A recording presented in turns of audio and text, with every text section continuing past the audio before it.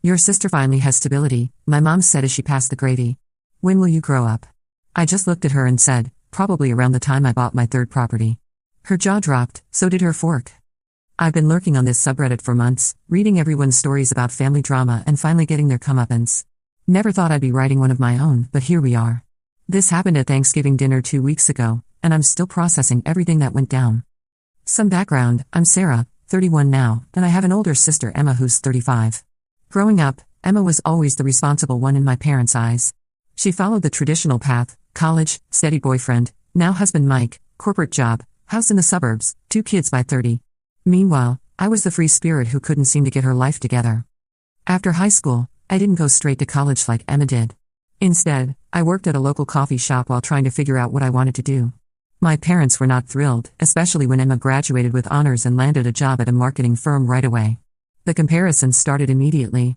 "Why can't you be more like your sister?" became my mom's favorite phrase. Emma has her life figured out. She's building something stable with Mike. When are you going to stop playing around and get serious about your future? I eventually did go to college, but I took a different route.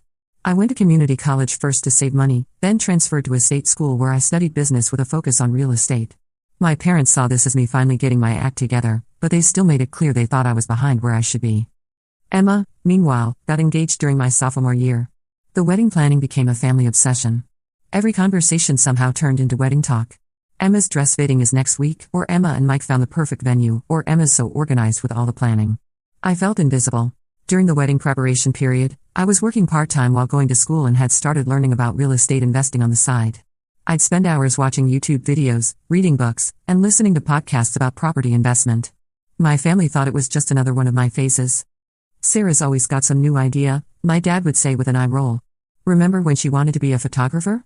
Or start that jewelry business? This real estate thing is just another distraction from focusing on her degree." But I was serious about it. Really serious. I'd been saving every penny from my part-time jobs and had been researching the local market extensively. By the time Emma's wedding rolled around, I had enough saved for a down payment on a small duplex in a neighborhood that I knew was about to gentrify. The wedding was beautiful, don't get me wrong. Emma looked stunning, and Mike seemed genuinely happy. But the entire event felt like a celebration of everything I wasn't. During the reception, I must have heard 50 times how proud my parents were of Emma, how she'd found such a wonderful man, how stable and secure their future looked. I bought my first property 3 months after Emma's wedding. It was a small duplex that needed some work, but the bones were good and the location was perfect. I lived in one unit and rented out the other. The rental income covered most of my mortgage, and I put sweat equity into fixing up both sides. When I told my family, the reaction was lukewarm at best. "That's nice, honey," my mom said. "But don't you think you should focus on finishing school first? And what about finding someone to settle down with? Emma and Mike are already talking about starting a family." My dad was more direct. "Real estate is risky, Sarah. You could lose everything if the market crashes. Emma has a steady job with benefits. That's real security." I tried to explain my strategy, how I'd researched the area, how the rental income was covering my costs, how property values were already starting to rise. But I could see their eyes glazing over. They didn't take it seriously. Emma's reaction was the worst though. "That's great, Sarah," she said with that condescending smile she'd perfected over the years. "Playing landlord sounds fun. Just make sure you have a backup plan when reality hits." Playing landlord. That comment stung more than I let on. I graduated college the following year while managing my duplex and working part-time at a real estate agency to learn the business from the inside. The duplex had appreciated significantly, and the rental income was solid. I was living essentially for free while building equity. Emma and Mike bought their house around the same time I graduated. It was a beautiful 4-bedroom colonial in a nice suburban development. The kind of house that screams we've made it to the outside world. My parents couldn't stop talking about it. "Emma and Mike found the perfect family home," my mom gushed. "It's in such a great school district. They're really thinking ahead." Meanwhile, I'd started looking for my second property. The equity I'd built in the duplex, combined with the savings from living rent-free, gave me enough for another down payment. I found a small single-family home in another up-and-coming area. It needed more work than the duplex, but the potential was enormous. When I closed on the second property, my family's reaction was mixed. My parents seemed confused more than anything. "Why do you need 2 houses, Sarah?" my mom asked. "Wouldn't it make more sense to sell the first one and buy something bigger for yourself? You know, a real home where you could start a family?" "These are investments, Mom," I explained. "The rental income from both properties is covering the mortgages plus giving me cash flow. I'm building wealth." But what about stability? My dad chimed in. What happens if you can't find tenants?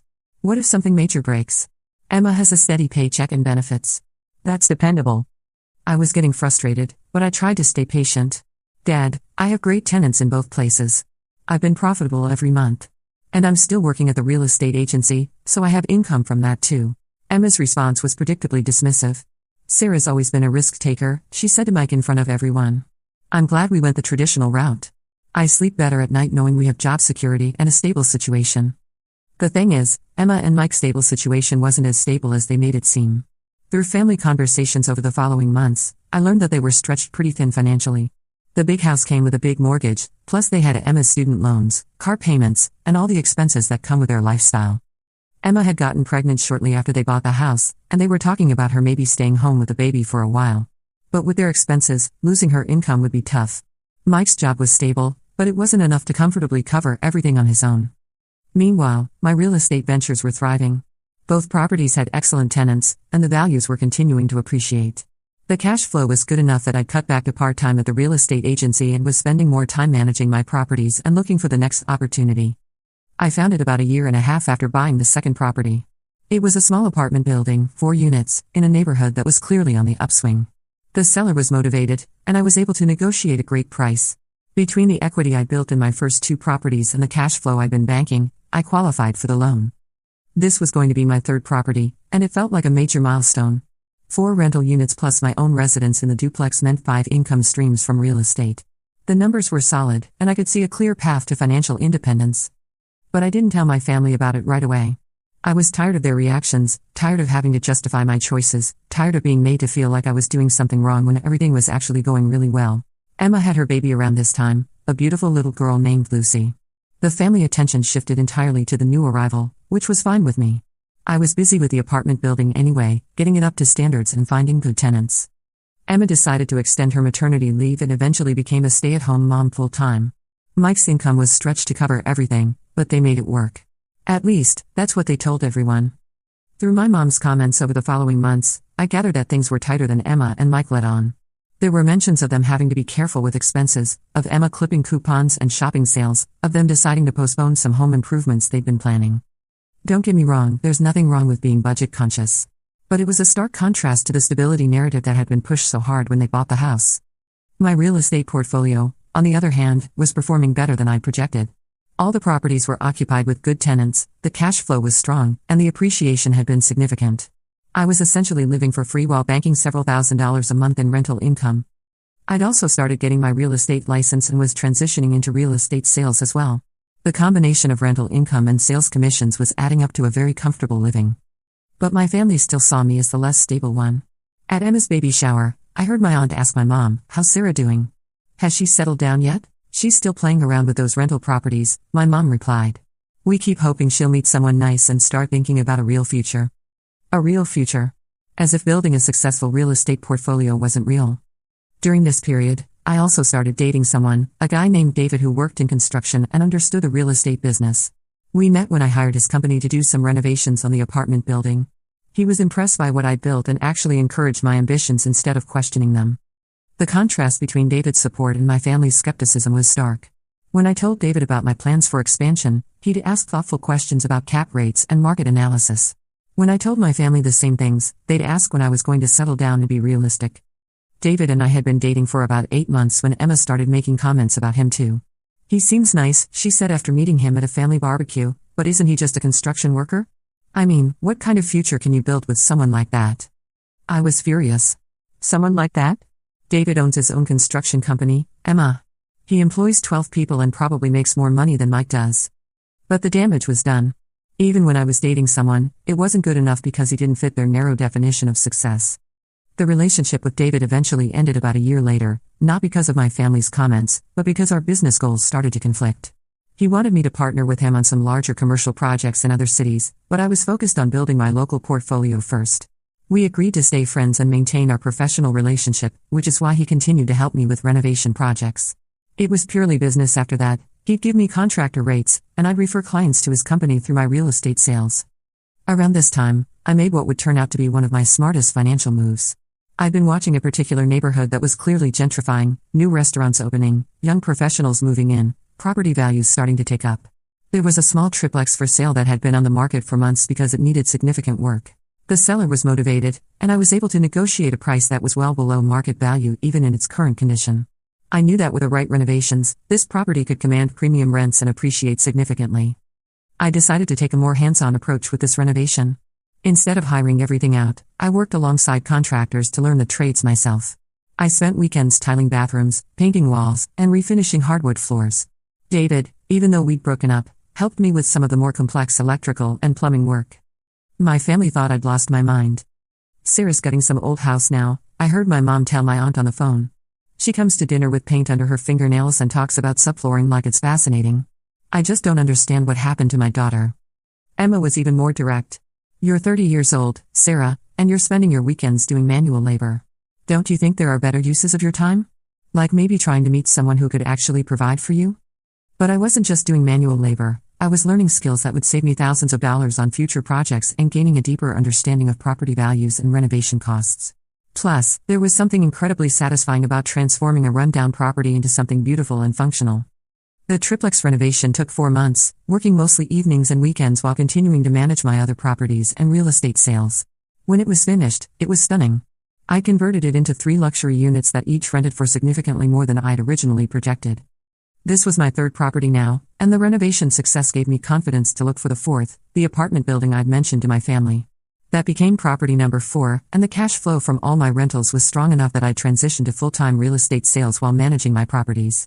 But when I tried to share this success with my family, the response was predictably underwhelming. That's nice, honey, my dad said. But all that work you put in, don't you think your time would have been better spent focusing on your personal life?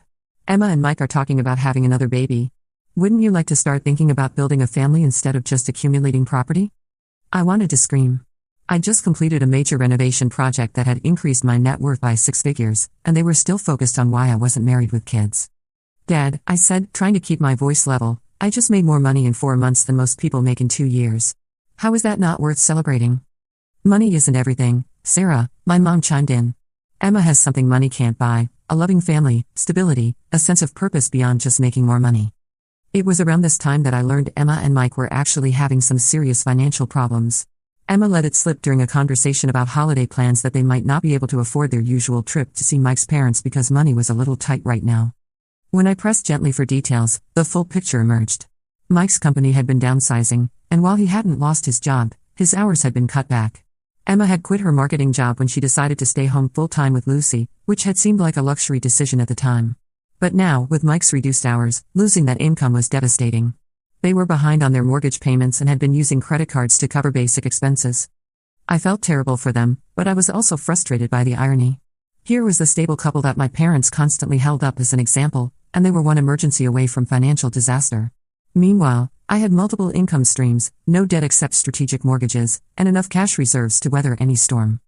I offered to help Emma and Mike financially, but Emma's pride wouldn't let her accept. We'll figure it out, she said. This is just a temporary rough patch. Mike's company will bounce back, and things will get better. But things didn't get better. Over the following months, I watched my sister and brother-in-law struggle with increasing desperation. Mike took a second job driving for a ride-share company on weekends. Emma started selling things on Facebook Marketplace, first items they didn't need, then things they actually wanted to keep. The stress was clearly affecting their marriage too. At family gatherings, they barely spoke to each other, and when they did, there was an underlying tension that was painful to watch. My parents seemed oblivious to their financial struggles, or maybe they were in denial. They continued to praise Emma and Mike's stable lifestyle while making subtle digs about my risky real estate ventures. This denial reached peak absurdity when Emma and Mike had to sell their house. They couldn't keep up with the mortgage payments, and rather than lose it to foreclosure, they decided to sell and move into a rental apartment. It was a smart financial move, actually, it would eliminate their mortgage payment and give them a fresh start. But it was also a clear sign that their stable lifestyle hadn't been as stable as everyone pretended. When Emma told the family about the decision, she tried to spin it positively. We've decided that homeownership isn't right for us at this stage in our lives, she said. Renting will give us more flexibility and freedom from maintenance responsibilities. My parents bought this explanation completely. That's very wise, my mom said. There's a lot to be said for not being tied down to one property. You're being very practical. I sat there listening to this conversation with my mouth hanging open. When I'd started investing in rental properties, I was being risky and impractical. But when Emma and Mike were forced to sell their house due to financial pressure, they were being wise and practical. The double standard was so blatant it was almost comical.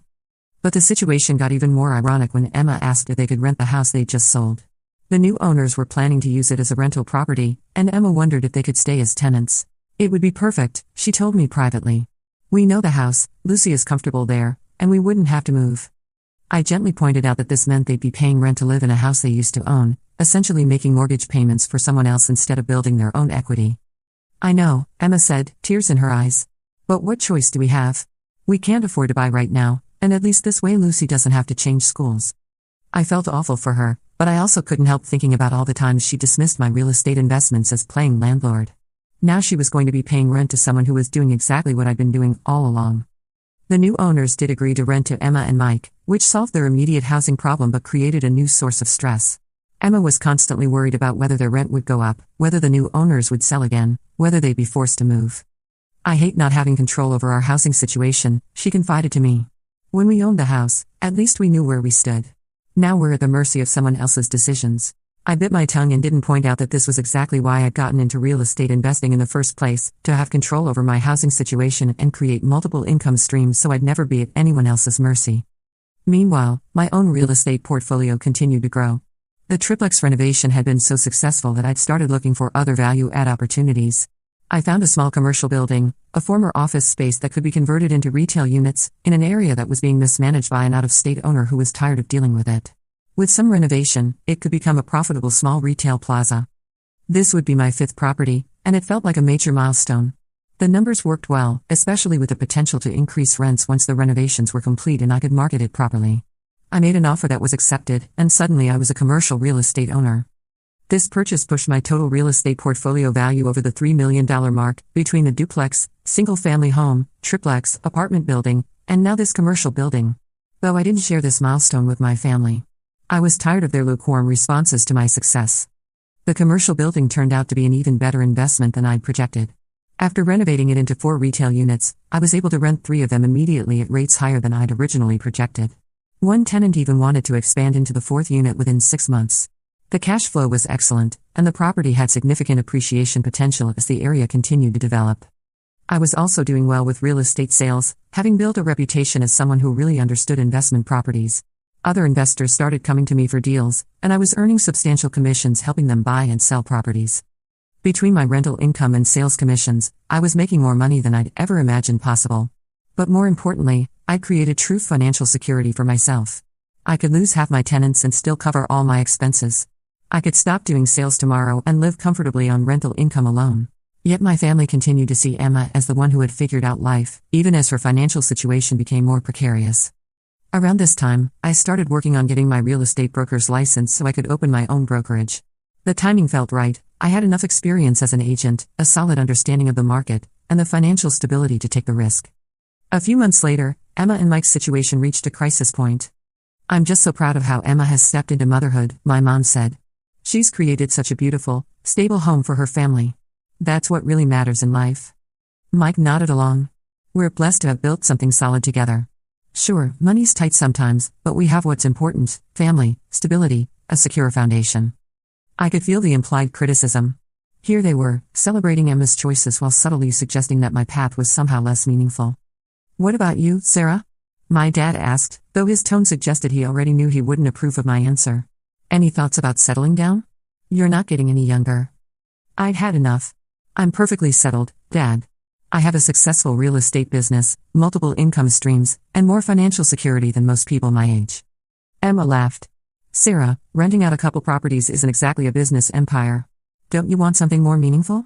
Like a family? That's when I lost it a little bit. More meaningful than financial independence? I'm 27 years old, I own 3 properties, and I'm making more money than I ever thought possible. How is that not meaningful? 3 properties? My mom looked confused. I thought you had 2. I realized I'd let it slip about the apartment building. I hadn't officially told them about it yet because I was tired of their lukewarm reactions. I bought an apartment building 6 months ago, I said. 4 units. It's doing really well. The room went quiet. I could see my parents processing this information, trying to figure out if it was good news or something to be concerned about. Emma recovered first. Well, that sounds... Ambitious. I hope you're not overextending yourself. Remember what happened in 2008? There it was.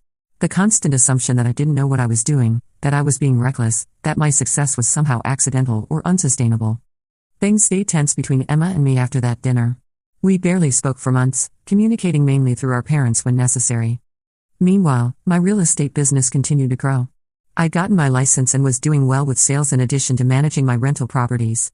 The cash flow was excellent, and I was already looking at potential fourth and fifth properties. Emma and Mike, from what I could gather through family updates, were struggling more than they'd admit. Mike had been passed over for a promotion he'd been counting on, and Emma had mentioned needing to be even more careful with spending. I wasn't happy about their struggles, but I was frustrated by the continued narrative that their path was somehow more secure or responsible than mine. This whole situation came to a head at Thanksgiving 2 weeks ago. We were all gathered at my parents' house, me, Emma, Mike, baby Lucy, now a toddler, and my parents. The conversation was pleasant enough at first, focused on Lucy's development and general family updates. By this point, I'd actually closed on a sixth property the month before, a small office building downtown that I bought from a retiring lawyer. It was fully leased to an accounting firm on a long-term contract, and the return on investment was fantastic. But I hadn't mentioned it to my family yet, knowing they'd find some way to diminish the achievement. But then, as we were eating dinner, my mom started in on her favorite topic. "Emma, I'm just so impressed with how you've created such a stable home environment for Lucy," she said, passing the gravy. "You've really found your calling as a mother. It's wonderful to see someone who has their priorities straight." I felt my jaw clench, but I tried to stay quiet. "Thanks, Mom," Emma said, beaming. "It hasn't always been easy, especially financially, but Mike and I are committed to providing Lucy with security and stability. That's what matters most." My dad nodded approvingly. "That's exactly right. There's something to be said for the traditional approach. Building a solid foundation, making responsible choices, thinking about the future." The implied criticism was clear as always.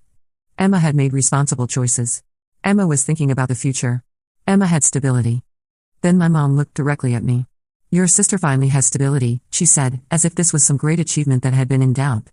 "When will you grow up?" The question hit me like a slap. After everything I'd accomplished, after building a successful real estate portfolio from nothing, after achieving financial independence before age 30, my own mother was asking when I would grow up. I looked around the table. Emma was smirking slightly, clearly enjoying the moment. Mike was nodding along with my parents. Lucy was the only one who seemed oblivious to the tension, happily making a mess with her sweet potatoes. I set down my fork and looked directly at my mom. Probably around the time I bought my third property. The words came out calmly, but they landed like a bomb. My mom's jaw dropped, and her fork clattered to her plate. "You're a third property?" my dad asked, his voice barely above a whisper. "Oh, did I not mention?" I said, enjoying the moment more than I probably should have. "I closed on a small office building downtown last month. It's fully leased to an accounting firm on a 5-year contract. The return on investment is fantastic." Emma's smirk had completely disappeared. "You bought an office building?" I said, taking a bite of turkey. "It's actually my 6th property total, if we're counting everything," I said, taking a bite of turkey. "The duplex, the single-family home, the triplex, the apartment building, the retail plaza, and now the office building." The silence stretched on for what felt like forever. I could practically see the wheels turning in everyone's heads as they tried to process this information. How can you afford all this?" my mom finally asked. "Well," I said, setting down my water glass, "when you buy smart and manage well, each property generates income that helps you qualify for the next one. It's called building wealth. The cash flow from my first 5 properties, plus my real estate brokerage income, made the office building purchase pretty straightforward." Mike cleared his throat. "But the risk." "What risk?" I asked genuinely. "I have multiple income streams, excellent tenants, properties in appreciating areas, and enough cash flow to cover all my expenses plus save for future investments. How is that riskier than depending on a single employer for your entire financial security?" Emma looked like she'd been punched in the stomach. "But what about having a family? What about stability?" "Emma," I said gently, "I have more stability than most people dream of. I could lose half my tenants tomorrow and still be fine. My properties have appreciated by over 60% in the past 5 years. I have no debt except strategic mortgages that my tenants are paying down for me. How is that not stable?" My dad was still staring at me. "You own 6 properties?" "6 properties generating rental income, plus I live in 1 unit of the duplex," I confirmed. "And I own my own real estate brokerage now. I'm looking at a 7th property actually. There's a small apartment complex that just came on the market that looks very promising." Emma seemed to find her voice again. "But Sarah, What's the point of all this if you don't have someone to share it with? Don't you want a husband? Kids? I looked at her carefully before answering. Emma, I'm 31 years old and financially independent. I can choose to have a family on my own terms, when I want to, without worrying about whether we can afford it. I can choose a partner based on love and compatibility, not financial necessity. How is that not better than struggling to pay bills and hoping nothing goes wrong? The truth of that statement seemed to hit everyone at once. Emma and Mike exchanged a glance that told me I'd struck close to home. My mom was still processing. So you're wealthy? I couldn't help but laugh a little. Mom, I'm very successful. I built a real estate portfolio worth over $4 million in total asset value. My monthly cash flow is more than most people's salaries. I'm 31 years old and I never have to worry about money again if I don't want to. The numbers seemed to stun everyone into silence again. Finally, Emma spoke up and her voice was smaller than usual. $4 million? In total asset value, yes, I said. Obviously there are mortgages against most of it, but the equity I've built plus the cash flow. I'm doing well. Mike was looking at me with something like respect for the first time ever. How did you learn to do all this? Books, podcasts, mentors, trial and error, I said. The same way anyone learns anything. I just focused on it instead of assuming it was too complicated or risky. My dad shook his head slowly. All this time, we thought. You thought I was irresponsible and unfocused, I finished. I know. You made it pretty clear. Emma was staring at her plate. I had no idea it was going so well for you. I tried to tell you, I said. Multiple times. But every time I shared something about my business, you either dismissed it or warned me about the risks. It got exhausting trying to justify my success to people who had already decided I was making mistakes. My mom looked genuinely ashamed. Sarah, we didn't understand. No, you didn't, I agreed. But you also didn't try to understand. You just assumed that because my path was different from Emma's, it must be wrong. The rest of dinner was quiet and awkward.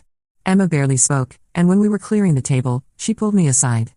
Sarah, I owe you an apology, she said, and she looked like she meant it. I've been dismissive of what you were doing. I didn't realize how successful you'd become.